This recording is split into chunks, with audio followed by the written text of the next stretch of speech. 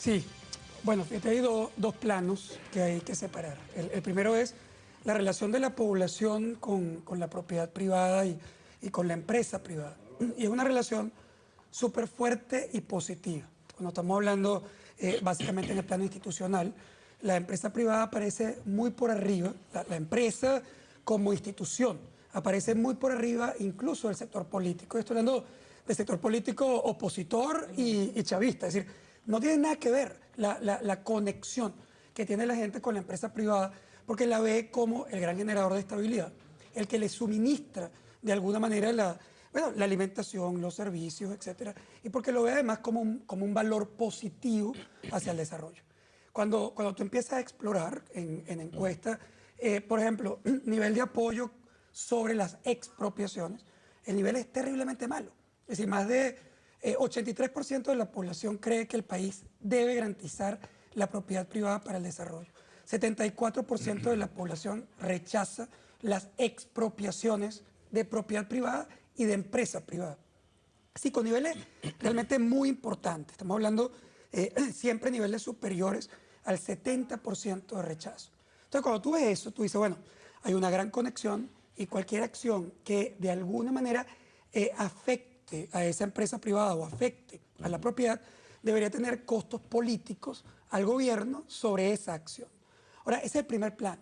Pero hay un segundo plano que es donde evidentemente el gobierno entra a jugar. Y es el plano de cuando tú le construyes una historia a la empresa privada o a la propiedad privada. Ese tema, digamos, es un tema político, pero existe. Pero si tú preguntas por la expropiación, decíamos, 73% de rechazo. Pero si tú preguntas, oye, ¿cuán de acuerdo estás tú con que el gobierno, por ejemplo, expropie una empresa que está acaparando? O una empresa que está explotando a los trabajadores. Tú le das una coletilla al tema, le cuentas una historia alrededor de ese proceso y obviamente le das una connotación negativa a la acción de esa empresa. Bueno, inmediatamente hay cambios en la percepción. Es decir, es natural que una población, digamos cualquiera, te diga, yo quiero la empresa privada. Bueno, pero yo no quiero a una empresa privada que está explotando a los trabajadores o está acaparando. Bueno, ahí empieza a cambiar un poco el tema. La manipulación es eso. Lo que hace de alguna manera el gobierno no es presentar la expropiación de la empresa privada como concepto o la eliminación de la propiedad privada como concepto. Lo que hace es construir algunas historias, que por cierto son creadas para construir chivos expiatorios que, en mi opinión, lo que buscan es desviar la atención del problema central y liberar la responsabilidad del gobierno en muchas acciones como temas de abastecimiento, como temas de inflación, etc. Entonces tú empiezas a construir la historia de un culpable. Y ese culpable es, originalmente, un empresario cualquiera que llegaron a ser hasta los carniceros que metieron presos. Y entonces los carniceros eran culpables que no hubiera carne. Pero tú permeabilizas todo el... Claro, de inmediato. Cuando tú comienzas digamos, en la primera etapa a construir esas historias, puedes ser exitoso. Es decir, en la primera etapa, bueno, porque siempre va a haber, mira, hasta la gente más moderna que yo conozco, cuando tú empiezas a preguntarle sobre la inflación, comienzan a decirte que el tipo de la esquina, el señor del supermercado de ahí, tiene responsabilidad en el tema de los precios. ¿Sí? Ese tema está ahí. ¿Tú puedes decir hoy que eso es exitoso o eso Bueno, se va a ver el 26 de septiembre?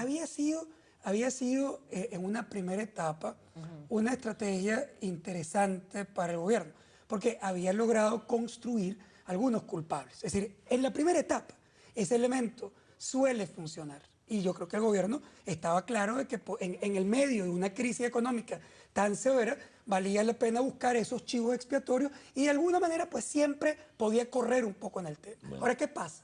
Cuando tú te pasas cuando tú cruzas la frontera y comienzas a involucrar en ese proceso a empresas que tienen altísimo nivel de reputación, de historia, de conexión popular, como es el caso, por ejemplo, de Empresa Polar. Es decir, cuando tú colocas sobre la mesa ya no a un desconocido al que tú le puedes eventualmente construir una historia, sino que empiezas a decir, por ejemplo, que Empresa Polar explota a los trabajadores y agarra a 2 o 3 personas por ahí que pueden haber tenido algún problema histórico. Todas las empresas con esas dimensiones pueden haber tenido algún caso particular. Pero que todo el mundo quiere cuando tú empiezas a tratar de construir esa historia y por otro lado el bloque completo de tus trabajadores se para a defenderte.